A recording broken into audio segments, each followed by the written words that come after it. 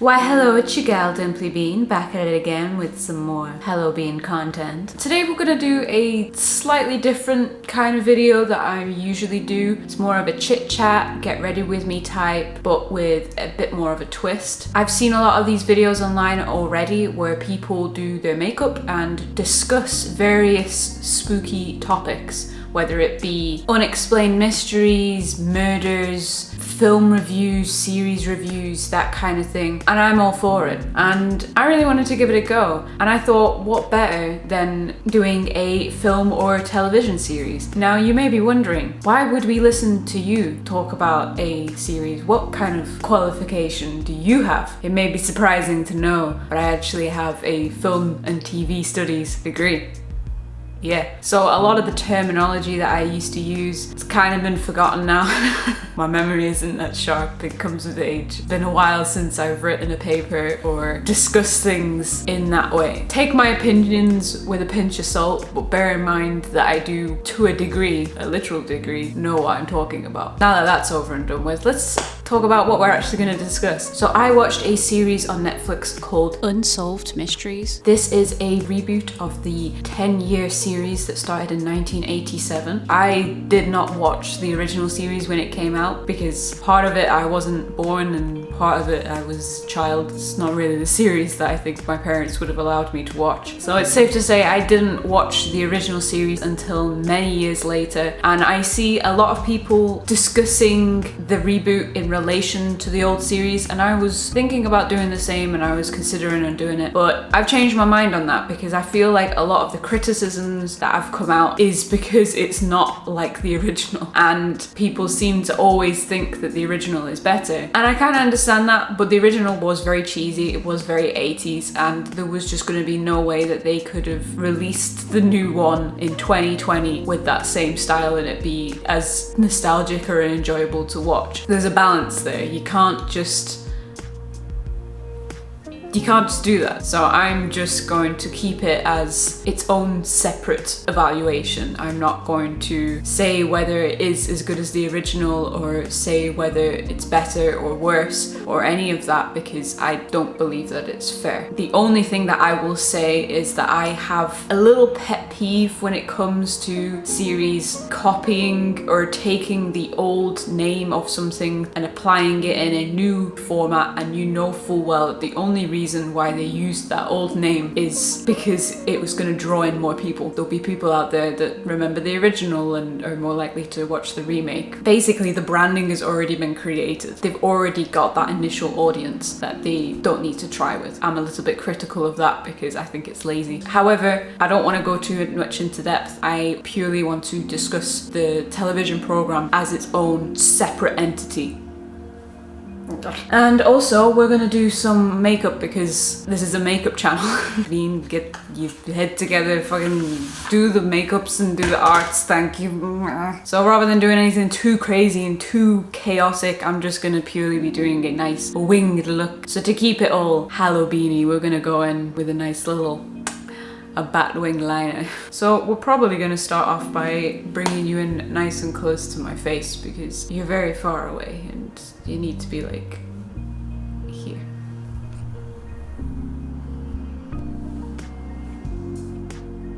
Is that okay? Are you too close, or is this okay? I have a problem with boundaries. Okay, let's move on. Let's make a start on the makeup and things. So I'm not gonna really explain what I'm doing. I'm just gonna do makeup and just chat with you. So usually, obviously, I would be discussing how I do my makeup and how I do things, but we're not doing that today. You're just literally gonna watch me do my makeup. This isn't a tutorial. This isn't me showing you how to do a Batwing liner. I'm sorry if this is what people wanted. I don't know what you want me to say. So let's just get talking and get discussing and get chatting. Of course, just as an FYI, in case you didn't think that this wasn't going to happen, there may be spoilers in this. I can't guarantee whether there is or there isn't because I'm just going to ramble. I haven't written a script, so I've just written notes on impressions that I got off the show. Yeah, if I spoil this for you, then I'm very sorry. It's not. And today's shout out goes to Kate SFX. If you love pastel coloured gore and all things horror, you will love her work. Go check her out. So, initial impressions of the series, I'd like to just say outright that I found the way that it was shot and the way that it was filmed beautifully, basically. It was filmed in a very artistic manner. I think that's generally the case for pretty much all of Netflix's series, is that they film it in a very artistic way. One of those, people don't really talk about it, people don't really address the way that they shoot things and the way that they film things, because it's so normalized for Netflix now because they do such a good job with it. But it certainly would be the first thing that you would notice. If they didn't shoot it in a beautiful way, you would notice it straight away and be like, what the hell? You'd be like, this show looks ugly, why did you film it so ugly? So I want to first of all just give credit to Netflix that they shot, edited it and produced it in a very beautiful manner, and that should not be ignored. So that was my initial impression. I would like to just say that any criticisms that I do put forth about the series has got nothing in relation to the cases themselves. I'm aware that murder cases and missing people's cases are so much more than just for our entertainment. There are families involved, and I don't think we should ever forget that when it comes to these kind of series, that we are talking about real people. We're talking about families that have had to deal with people going missing or being killed, and there being no conclusion and no resolution to it, which is obviously absolutely horrific and horrible. We shouldn't forget that when it comes to any of these kind of series. That being said, I would like to talk about the next pro that I have with the show, and that was that there wasn't a single episode where I'd heard of the cases before. And I'm someone who watches these kind of videos on YouTube. I've watched quite a number of series now about like mystery things. It is a slight obsession of mine because I find it very interesting that someone could just disappear off the face of the earth. Bearing in mind my previous point that these cases are obviously much more than that, there is an element of interest there for me. I like to know about these things for some weird reason. I think there is that morbid obsession, but I also think that it serves a purpose. It gives you a good idea of how the world works, that there are people out there that do these things. There are people that are good and nice and that just go missing without any trace, and that it could potentially happen to me and it could happen to anyone, and that we should never forget that. Obviously it's all circumstantial, and I know and I understand that it's a lot more than that. But life advice aside, that's the reason why I watch these things. I don't know why I got into that topic. Let's bring it back to the actual series. The episodes were cases that I've never heard of before at all. I was pleasantly surprised. If we were going to talk it from an abstract point of view, and of course they are much more than just for my entertainment, I would say that the first episode was, for me personally, the most interesting and intriguing one, just because I genuinely couldn't figure it out. I had no theories, I had no ideas. Every single one of my theories and ideas seemed to get shot down as being like not really probable or likely to have happened. So like it really did get me thinking, and I think it started off very strong. I think the rest of the episodes are perhaps not quite as strong as that first episode. I found them interesting, obviously, don't get me wrong, but I didn't think that they were as unsolvable. I felt like that they were solved but with lack of evidence. It's like you knew who did it, or there's very strong idea of people that did it or what likely had happened, but of course because no one saw it happen, or because they lacked that key piece of evidence, nobody ever went to court, nobody ever went to prison. And I think it goes for the case of everyone in that series of like, these are cases that are so close to being solved, but then it's just left. And it didn't pique my intrigue so much as just made me feel quite sad. Now, I think as well, because the first episode was so interesting and in my opinion completely different to the rest of them in that series, I almost feel like the rest of them didn't live up to that. So I'm a bit torn, because I can understand why you would put the most interesting one first, because you want to draw in your audience, you want them to keep watching. But unfortunately it meant that they set a very high standard. The other episodes were very interesting, don't get me wrong, but they didn't have that like constant switching from like each and every theory being knocked down and things. I generally found that the series just kind of wasn't that remarkable, which was a shame. I think the biggest problem with the series series, and the reason why it's being criticized so much, is that it didn't bring anything new to the table. It just kind of had that same like oversaturated, let's discuss some cases, let's discuss some murder stuff. I think because we live in a world now where there's so many of these videos,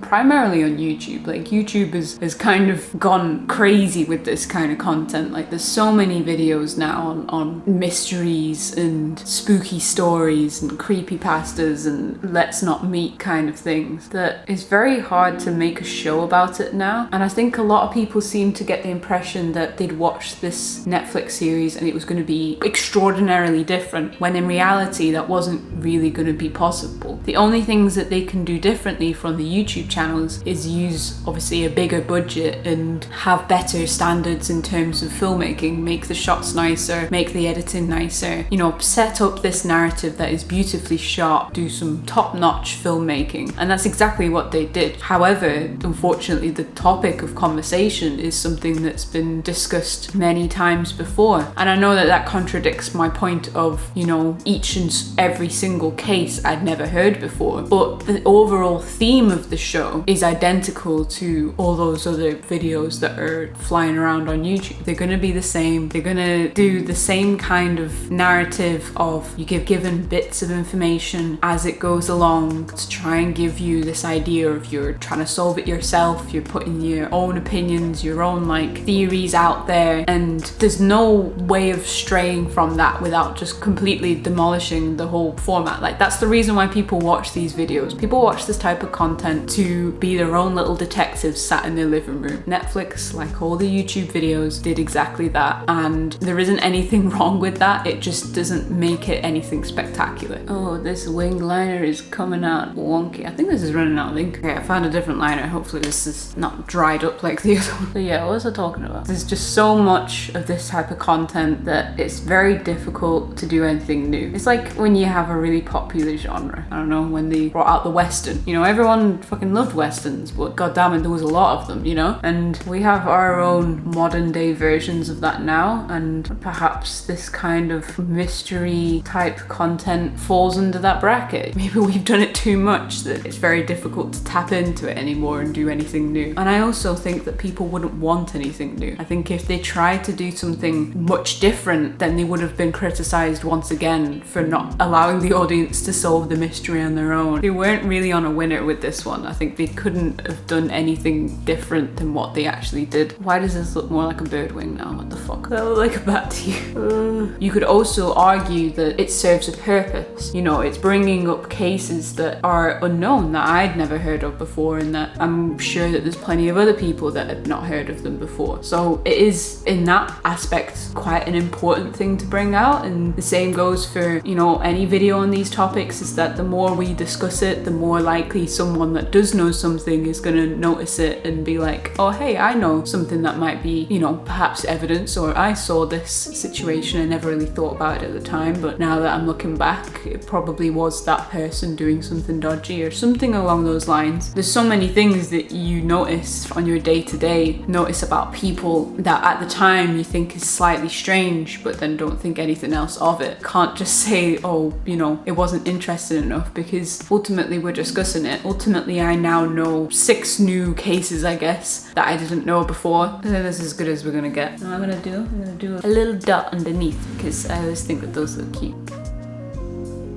Dots.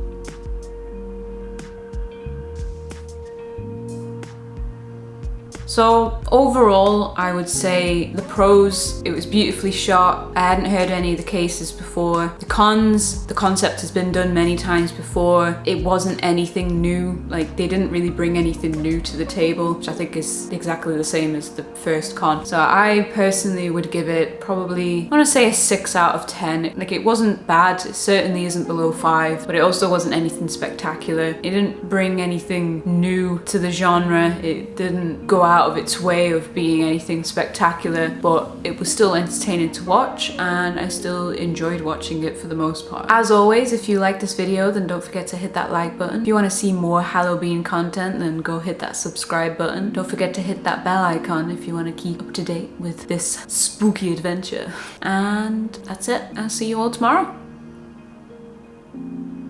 Bye!